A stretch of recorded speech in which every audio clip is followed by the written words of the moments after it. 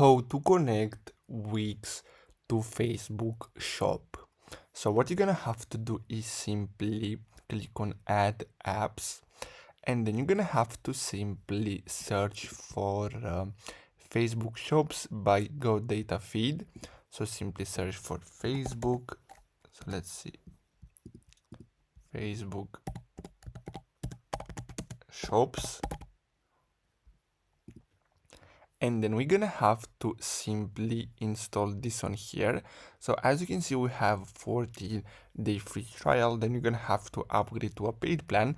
So simply click on add to site, and then what you're gonna have to do, simply click on agree and add, click on that. And now we're gonna have to simply enter your email address, then your credit card number here, and then you're gonna have to start your trial.